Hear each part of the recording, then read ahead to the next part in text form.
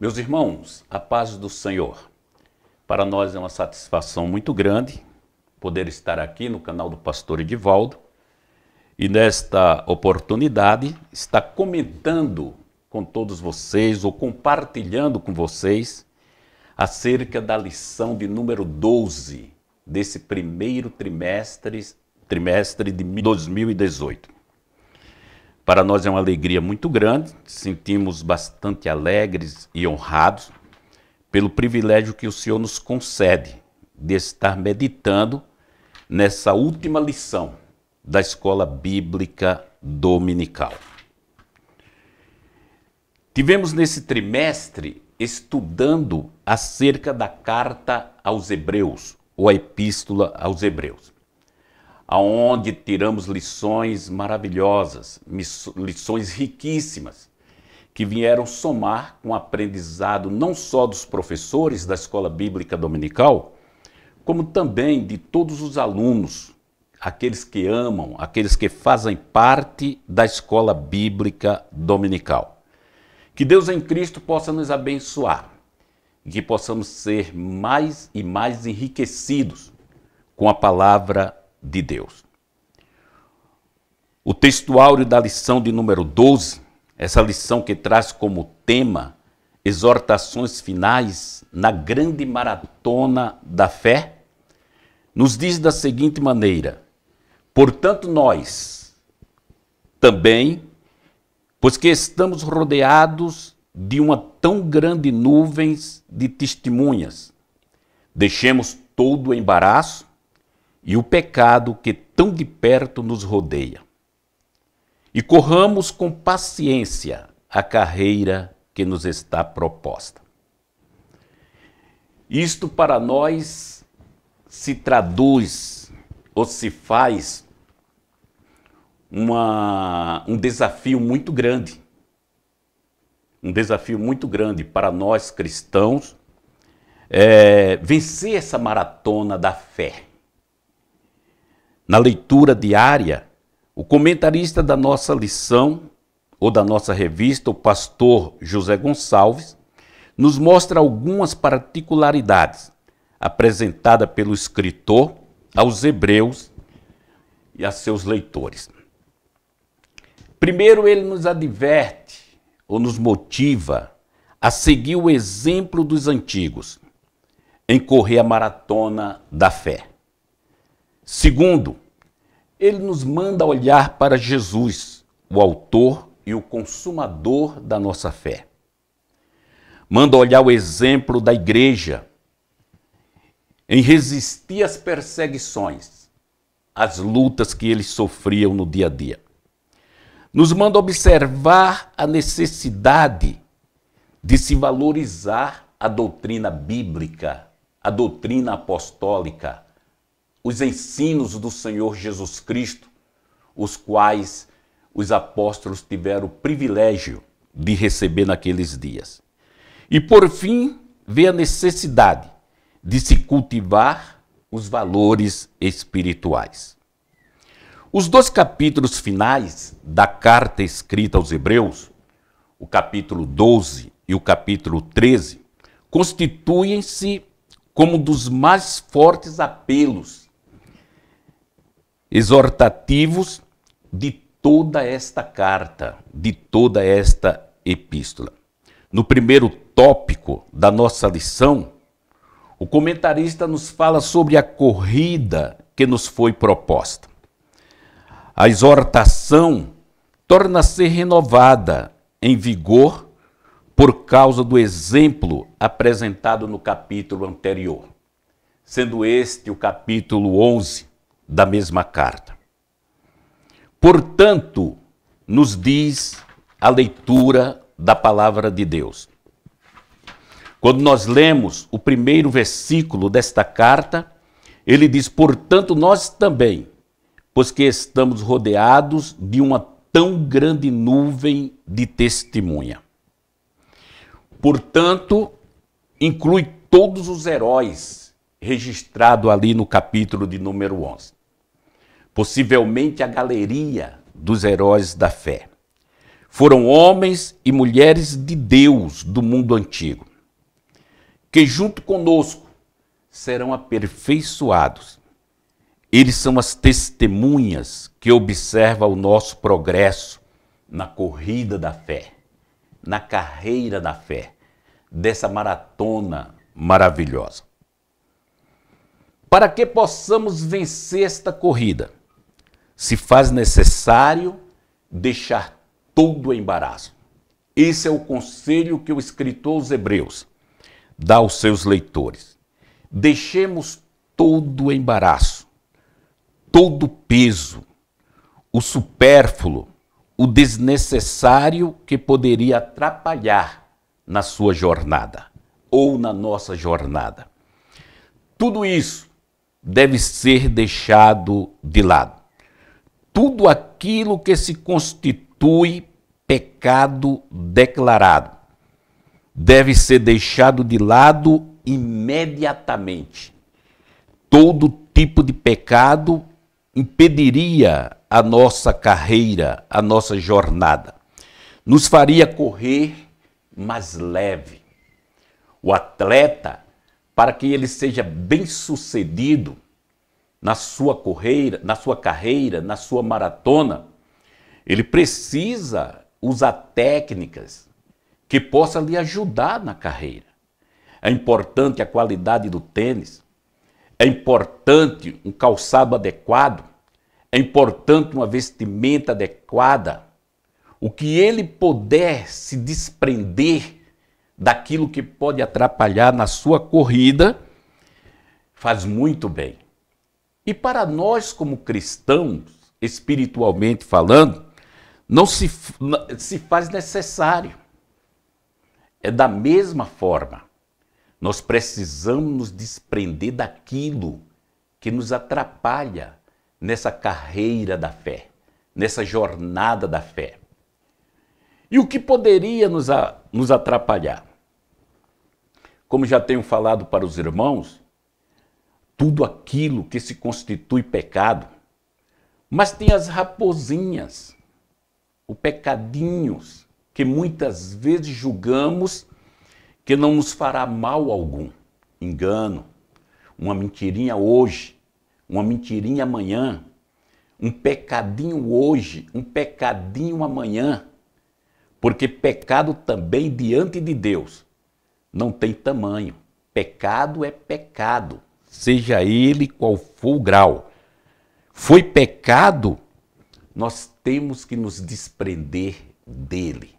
A cada dia precisamos buscar a santificação. A cada dia precisamos nos purificar. O apóstolo Paulo nos orienta e nos adverte: fugir até mesmo da aparência do mal.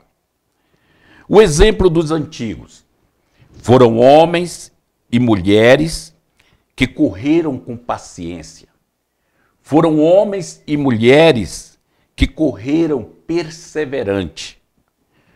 O comentarista Davidson, em A Epístola aos Hebreus, na página de número 232, ele une exortação à corrida e à perseverança, à luz do exemplo daqueles que já correram esta corrida fielmente, correram com excelência, correram com qualidade.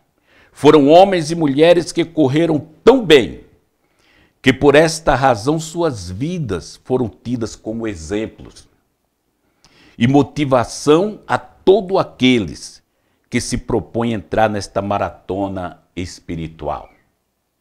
Essa maratona que eu e você fazemos parte dela. E o maior exemplo nós encontramos em quem? Na pessoa bendita de nosso amado e Salvador Jesus Cristo. O tópico 1 e o ponto 2, ele nos fala a respeito de Jesus. E o autor manda olharmos para ele. O autor da carta aos Hebreus, ele manda que os seus leitores tomem como exemplo a pessoa bendita do Senhor Jesus Cristo. Olhar para Jesus. olhando de forma confiante, olhando para o nosso mestre, porque ali estava o exemplo, o modelo perfeito. Era o eterno, era o sumo sacerdote por excelência. E o que ele fez? Ele suportou a cruz. Como nos diz o versículo de número 2 da leitura em classe. Suportou a cruz, desprezando a afronta, e assentou-se à destra do trono de Deus. A recompensa da paciência do Senhor Jesus Cristo é a posição de autoridade e a sua ocupação ali na glória. O profeta Isaías diz que o trabalho da sua alma ele verá e ficará satisfeito. Nesta posição, sua alegria é completa. E de igual modo a nossa alegria só será completa quando estivermos na sua presença diante de Deus. Oxalá que esse dia se aproxime, que esse dia esteja bem perto. À direita de Deus, Cristo realiza as funções de governo, de sumo sacerdote, de advogado fiel. O tópico 1 e o ponto 3, ele manda que consideremos aquele que suportou tais contradições. Cristo foi literalmente uma contradição para os seus inimigos, que se expressavam em ódio, em rancor contra o Filho de Deus. O versículo 4 diz: ainda não tendes resistido até o sangue. Cristo derramara todo o seu sangue, mas a comunidade judaica que o havia aceitado e que recebeu a epístola aos Hebreus ainda não tinham sofrido perseguição mortal. Por isso o escritor manda que eles olhem para Jesus, que suportou as afrontas de seus inimigos, que foi fiel até o fim, que cumpriu com a carreira, uma carreira feita com excelência. Eles ainda não tinham experimentado toda a extensão da luta. E isso não é diferente para mim e para você. Jesus disse: no mundo tereis aflições, mas tende bom ânimo. Eu venci o mundo. Foi ele quem disse. Foi ele quem nos orientou. Tereis aflições. Não aceitamos Jesus. Não viemos para a família de Deus para viver num mar de rosa, mas sofrer neste mundo. Sofrer perseguições. E tudo por amor ao Evangelho. Eles deviam continuar lutando contra o pecado, particularmente o pecado da incredulidade, que destrói a fé. No segundo tópico da nossa lição, os corredores bem-sucedidos deveriam respeitarem os limites. Essa era a orientação do escritor da carta aos Hebreus. Nós temos que respeitar os limites. Nós temos limites. A expressão verão o Senhor aqui nos dá a ideia de estar na presença do Altíssimo, na presença do Deus Todo-Poderoso. Sem santificação, não se pode permanecer em sua presença. Na verdade, um dia, todos dobrarão seus joelhos diante do Senhor. O apóstolo Paulo, escrevendo aos Filipenses, no capítulo 2, o versículo 10 e o versículo de número 11, ele nos diz da seguinte maneira: e chamou, aliás, para que o nome do Senhor Jesus Cristo se dobre todo o joelho dos que estão nos céus e na terra e debaixo da terra, e toda língua confesse que Jesus Cristo é o Senhor, para a glória de Deus Pai. O versículo de número 14 e o versículo de número 15, os relacionamentos humanos são também uma advertência dada pelo escritor aos Hebreus.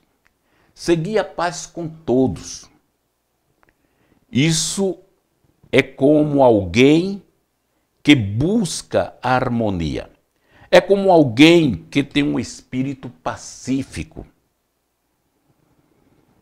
É como alguém que deseja a união, a comunhão entre o justo, entre os irmãos. O Senhor Jesus Cristo, através do apóstolo São Mateus, que registrou acerca das bem-aventuranças, ele diz no capítulo de número 5 e o versículo de número 9, bem-aventurado os pacificadores, porque serão chamados filhos de Deus. Você tem promovido a paz dentro da igreja? Você tem promovido a paz junto aos irmãos? Você tem apaziguado os conflitos que muitas vezes surgem no convívio da igreja? Bem-aventurado os pacificadores, porque serão chamados filhos de Deus. Certamente uma das provas essenciais da vida em Cristo está no modo pelo qual os crentes vivem um com os outros, em harmonia, fazendo parte da unidade da igreja. O salmista Davi, no Salmo de número 33, ele diz, ó quão bom e quão suave é que os irmãos vivam em união. O crente que fracassa é porque dentro dele profundamente está enraizada a raiz de amargura, que envenena tudo e todos. E por ela, diz o escritor, muitos se contaminam. Esta raiz de amargura é como uma infecção que se espalha por toda a comunidade cristã. É como uma infecção que adoece a igreja. Então, o segredo da vitória para o cristão é viver em paz, seguir a paz com todos e a santificação, porque sem a qual ninguém verá o Senhor. No segundo tópico, ainda no ponto 2, o escritor nos fala para valorizarmos as coisas espirituais. E ele toma como exemplo a pessoa do filho mais velho de Jacó. Ele fala que Esaú serve de exemplo de tal contradição. Por sua própria escolha, tornou-se profano. Esaú, amante das coisas terrenas e sensuais, de modo que perdeu duas coisas importantes na sua vida. Primeiro, o direito da sua primogenitura. Segundo, a sensibilidade espiritual. Esaú trocou a paz a paz e a santidade pelos prazeres terrenos. Quando Esaú tentou mudar a sua condição, descobriu que era tarde demais. Ainda que o arrependimento fosse o objeto de suas lágrimas, não encontrou perdão em Deus. E quantos têm entrado pelo mesmo caminho de Esaú? Essa atitude de Esaú é apresentada aos hebreus, que estavam contemplando a possibilidade de voltar às tradições mosaicas. Então, muitos estão bem na igreja, muitos estão firmes, sendo úteis na obra de Deus. E por dar lugar ao diabo, eles terminam dando as costas para o Evangelho, abandonando o Evangelho, abandonando as promessas de Deus, se apostatando da fé. Em Deuteronômio, capítulo de número 29, e o versículo 18 diz: para que entre vós não haja homem, nem mulher, nem família, nem tribo, cujo coração hoje se desvie do Senhor nosso Deus, para que vá servir a deuses desta nação. Para que entre vós não haja raiz que dê veneno e fel. Então, já no passado, lá no Antigo Testamento, Deus dava essa advertência aos filhos de Israel. O terceiro tópico, ele nos propõe a valorizar a liderança, a corrida final. Ele nos mostra que devemos lembrarmos dos nossos pastores, também traduzido por guias das nossas almas. A referência provavelmente é a líderes cristãos que já haviam morrido, talvez se referindo aos pais da igreja, aos apóstolos, aqueles que primeiro falaram a palavra de Deus para os leitores de Hebreus. A maneira que viveram os santos, que um dia estavam conosco, nos inspira sermos persistentes na fé. Quando eu estava lendo isso, eu lembrei do belo trabalho, do belo serviço prestado à nossa igreja, a Assembleia de Deus no Brasil, pelos nossos missionários, bem conhecido entre nós, sendo ele Daniel Berg e Gunnar Vinguri, e tantos outros que foram substituindo um ao outro até os nossos dias. Homens que serviram a Deus fielmente, homens que correram essa corrida da fé e correram com excelência. A eles devemos imitar. O autor pede para que os cristãos não se esqueçam do trabalho que os líderes espirituais realizaram em prol deles. Nunca, irmãos, seria uma ingratidão muito grande nos esquecermos desses homens de Deus, dessas mulheres de Deus, que fizeram um trabalho com excelência, fizeram um trabalho com amor, com carinho, porque sabiam para quem estava fazendo. Sabiam para que estavam trabalhando para Deus. Né? E você, professor? A sua aula da escola dominical, como é que você prepara? Você prepara com amor, com carinho, pensando na edificação dos seus alunos? Pensemos nisso. Nós, pastores, que preparamos sermões, que buscamos na presença de Deus com oração, sabedoria e graça para ensinar a igreja, fazemos isto com amor? Fazemos isto com carinho? É um caso para se pensar. A respeito aos líderes, é de suma importância o respeito aos nossos pastores. Porque onde não há respeito pela liderança, prevalece a anarquia. Nós precisamos respeitar os nossos líderes espirituais. Na verdade, os líderes não são intocáveis, nem tampouco perfeitos, mas devem ser honrados pelo trabalho que realizaram. Jesus, o sumo pastor das ovelhas, o líder por excelência, temos o nosso maior exemplo para todo sempre. E quem é? o próprio Senhor Jesus Cristo. Ele é o líder perfeito. Ele é o modelo perfeito.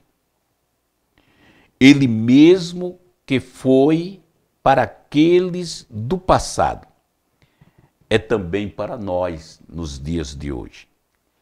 O escritor aos Hebreus diz e afirma que ele é o mesmo, ontem, hoje e eternamente.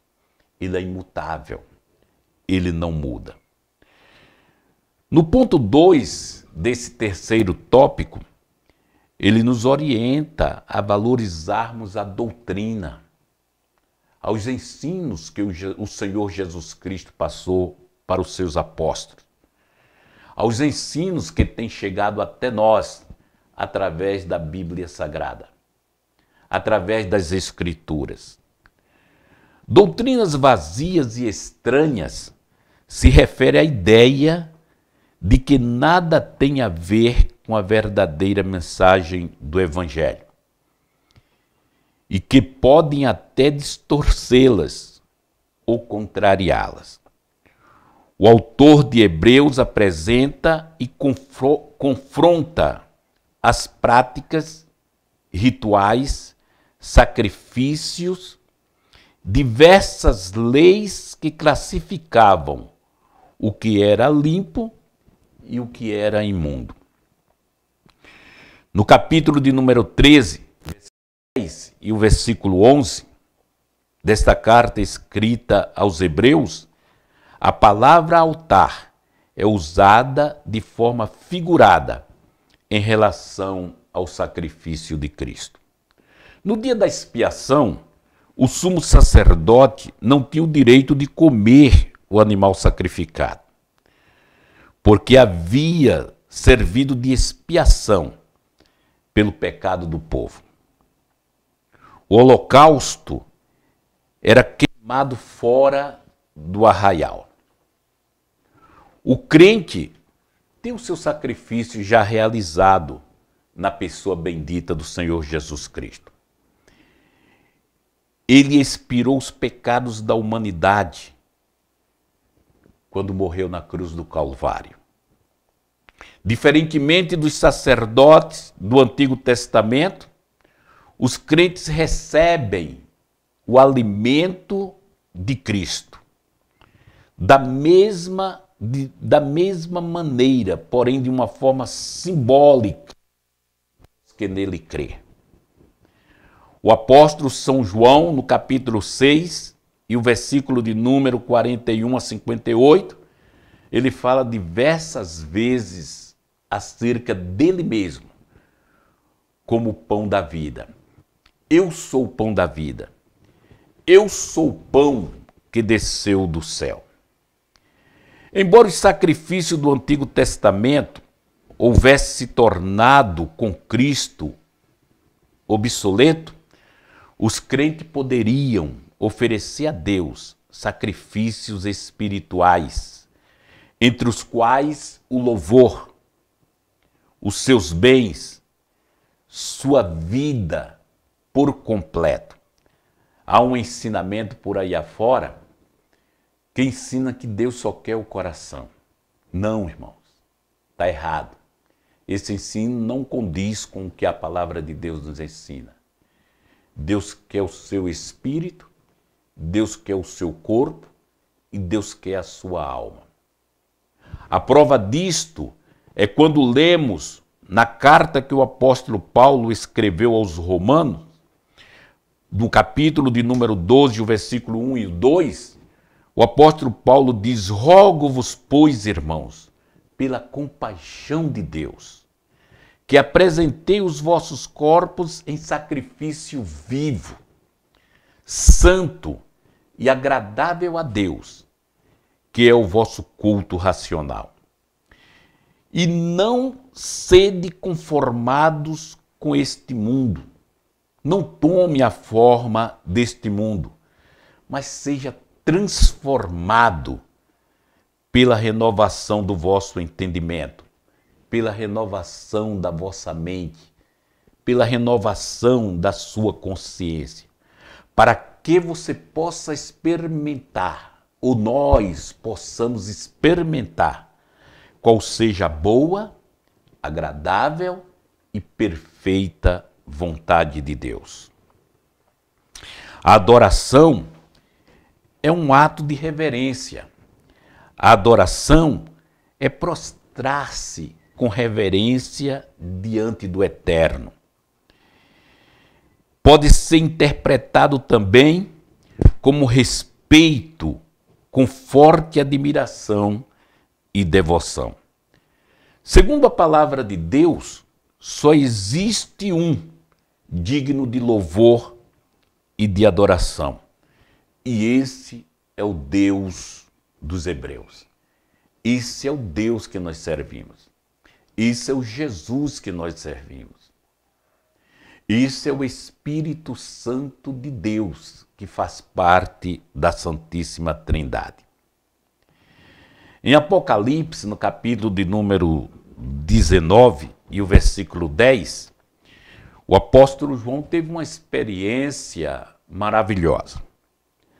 A Bíblia diz, com as suas palavras, que eu lancei-me aos pés para o adorar, aos pés do anjo.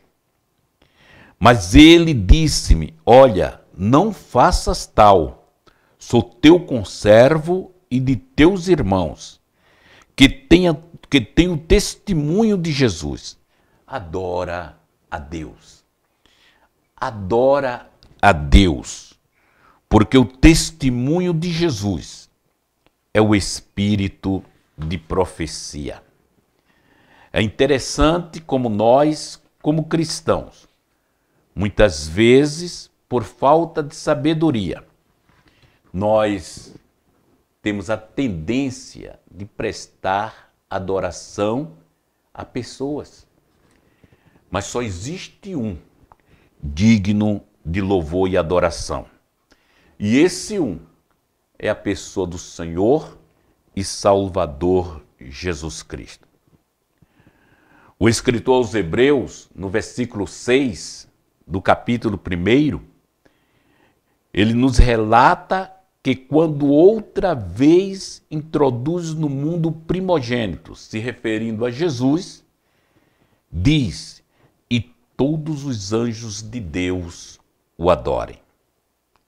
Em Mateus, no capítulo 2 e o versículo 2, ele nos diz da seguinte maneira, e perguntaram, onde está aquele que é nascido rei do judeu? Porque vimos a sua estrela no oriente e viemos adorá-lo. O versículo 11 diz, e entrando na casa, acharam o menino com a sua mãe, e prostrando-se, adoraram, e abrindo seus tesouros, lhe ofereceram dádivas, ouro, incenso e mirra. Em João, no capítulo 4 e o versículo 23, o escritor diz, mas a hora vem, e agora é, em que os verdadeiros adoradores adorarão o Pai em espírito e em verdade, porque o Pai procura tais que assim o adorem. Você tem adorado a Deus de uma forma correta? Você tem adorado ao Senhor devidamente?